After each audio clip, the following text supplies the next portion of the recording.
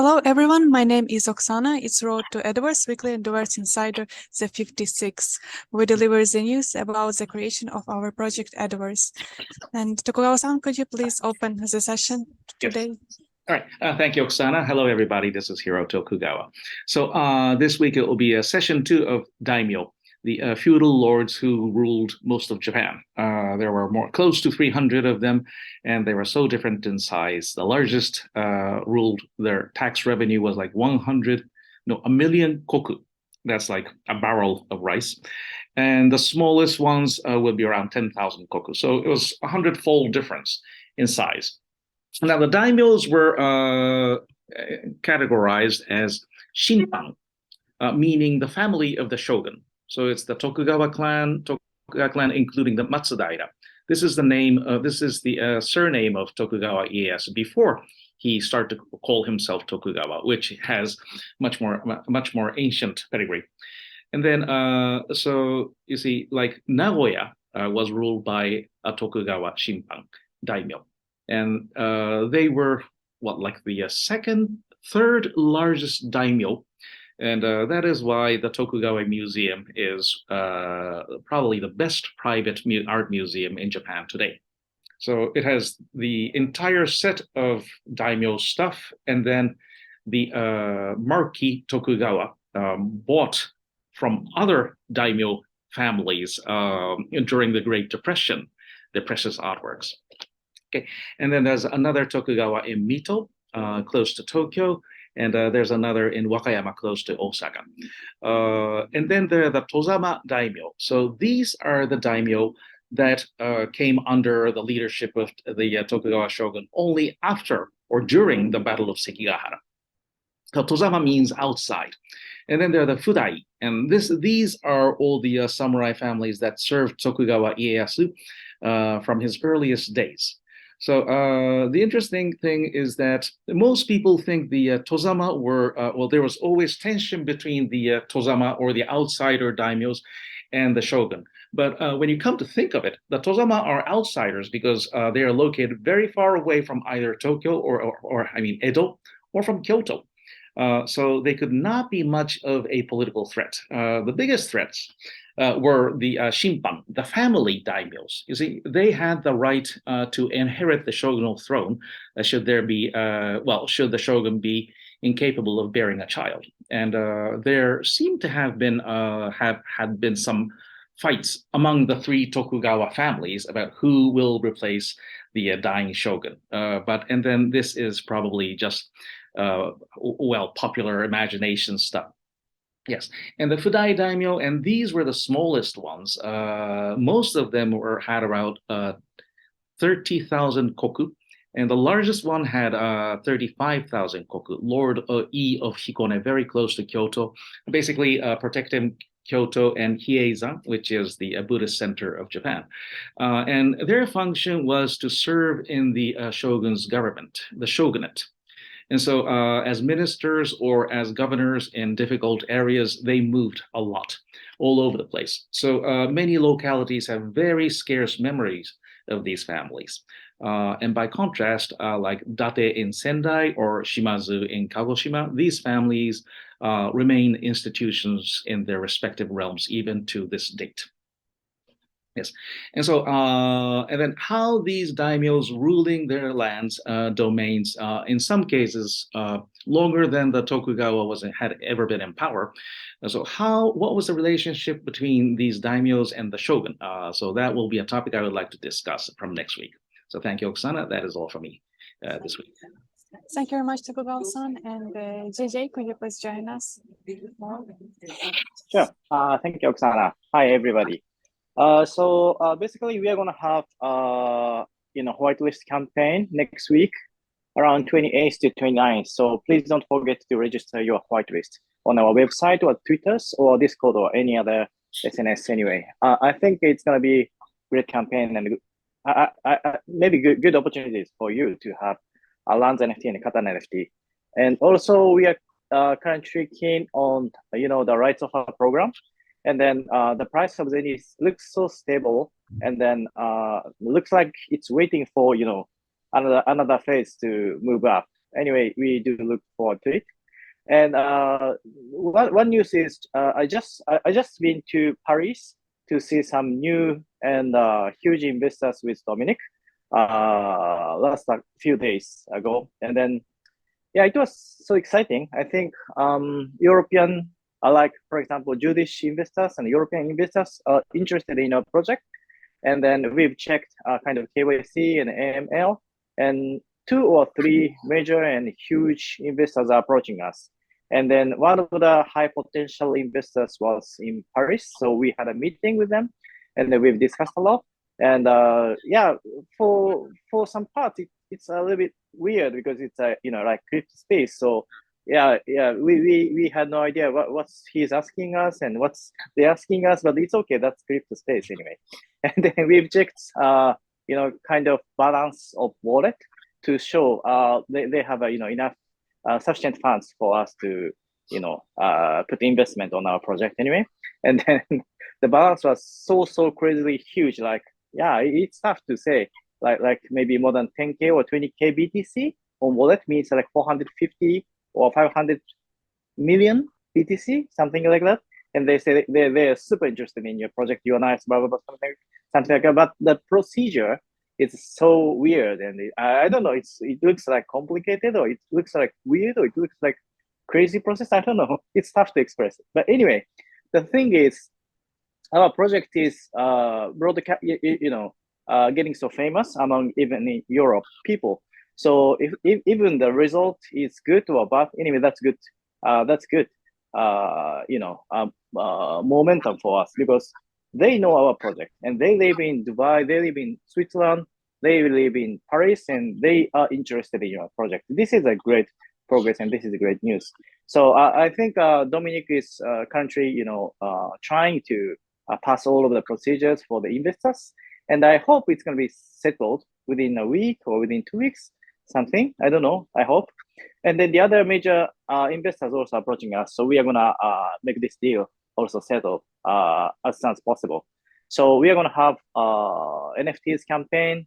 We are gonna have some funds from the huge investors, and also we are gonna try to enhance, rights of our program of Zeni. So anyway, stay tuned. We are really doing quite well job. And anyway, super busy, including of course Tokugawa-san. Yeah, he's always on the website, SNS, and news. Yeah, that's really good news for us. Anyway, thank you so much. That's enough from my side today. Thank you. Thank you very much, JJ. I'm glad that you had fun in Paris. Yeah. So far. Martin, do you have something to? Yeah, I would just like JJ to explain, not in detail, but just the kind of overview of the whitelist campaign. Could you just explain for people who don't know yet what the benefits are? Okay, sure. So as you can see, for example, our NFTs on the OpenSeas, okay? There's only 0.1% listing. Means like there's no supply. Means no one wants to sell their current NFT lands, right? So the way to get NFT lands and Katana's NFT lands is only by our website or only by our, channel. And then we only allow the users who has whitelist can buy, lands NFT and Katana NFT. So this is the first step for the users to register their whitelist, and then they are on the process, able to buy lands NFT and Katana's NFT. So this is a whitelist campaign. And then I think I haven't updated yet, but maybe 1,800 whitelists already collected by our SNS. And then we are going to sell 4,500 or something lands NFT. So if let's say like one user buys 3 lands, then it's gonna be sold out. Yeah. So it's really important for the users and investors to have whitelist anyway. Yeah. And remind us of the deadline again. 28th and 29th is campaign date. So suppose maybe until 27th or something. Maybe. Yeah. Thank you. Thank you. Thank you so much. Thank you very much, JJ. And Mitsushi, could you please join us? Hello. Today I'd like to convey a general crypto technical news. So currently, chain, namely Arbitron, is getting attention from a lot of people globally in the crypto community. So what is Arbitron chain? So there are many chains in a blockchain industry like Ethereum, Bitcoin, the BNB, Polygon. There are many chains, right? So a lot of people are using Ethereum chain right now. Therefore, the transaction in Ethereum is sometimes very slow, gas fee is high. It's like a traffic jam happening in the Ethereum chain, right? So we need to sort of overcome this problem. We need to overcome this scalability problem. A lot of people, should use Ethereum without any sort of barriers, high gas fee problems, and slow transaction problems. Then layer 2 is born. Layer 2 is like Ethereum is layer 1, like mainstream blockchain with their own consensus algorithm is called layer 1. The layer 2 is like a new highway as opposed to like general road. So a lot of layer 2 blockchains are born right now. One of them is called Arbitron. Why is that really great? Because a lot of transactions are executed off chain. That means a lot less transactions are executed in chain. That means transactions become a lot more smooth, speedy, without the gas fee is low, right? Then that mechanism is really advantageous for a lot of users to trade NFT or trade token with low gas fee and without any speed limit and so on. That is why our layer 2 solution, namely Arbitron, is getting a lot of traction right now. Why is this really great for our project as well? Because if a lot of layer 2 solutions in Ethereum are created, a lot of Ethereum users are more feel more confident, feel more comfortable in transaction. So our Edoverse project, the tokens and NFTs are based on Ethereum chain. That means for the future, the transaction happening in our chain, our ecosystem will be much more smooth and stress-free. So it is great that a lot of Ethereum layer 2 solutions are born right now. By the way, do you know why a lot of people use Ethereum in the first place as opposed to Bitcoin chain or some other chains? Because Ethereum was the first blockchain which enabled users to use smart contract. The smart contract is if certain conditions are fulfilled, the contract is automatically executed, right? If you push this button, this will happen. This kind of contract automatically executes. That system is called a smart contract. Ethereum is the first chain that adapts smart contracts. That is why a lot of people are using Ethereum chain right now to begin with. And so in the future, a lot of layer 2 solution like Arbitron or some other mechanism called ZK rollup, zero knowledge rollup, that kind of new mechanism was born. But more and more layer 2 chains on Ethereum will be created that will accelerate transaction on Ethereum chain, and that will be advantageous for our project as well. So I will continue to have an eye on new technology development, which accelerates users' transaction in blockchain community. That is the news from me. Thanks. Thank you very much, Mr. Shi, for your very interesting information. And Martin, do you have something to add to today's session? Well, that Arbitron sounds like the autobahn of chains there. So yeah, no speed limit. I like low gas prices as well. Now, the only thing I had was a question for Tokugawa-san. Oh, yes. Could you tell us why the name Matsudaira was changed to Tokugawa and what the etymology of it is? Yes. I would like to know. So yes, when Matsudaira is united, the dominion of Mikawa, this is the eastern half of present-day Aichi prefecture. So he wanted to be recognized by the imperial court as a legitimate daimyo. But Matsudaira is not in the list of families that can become a daimyo, a law to rule a full domain, kuni. So he had to go through his family tree. I don't know how authentic it is, and then he came upon a family Tokugawa, which is a branch of Nitta, one of the men who brought down the Kamakura shogunate. alongside Ashikaga Takauji. So, and they had their fief in Gunma Prefecture, Ota City, which was well known for, from the right in front of the station, there were just kyabakura and all kinds of fuzoku. That's what the city was famous for recently. They're gone now, by the way.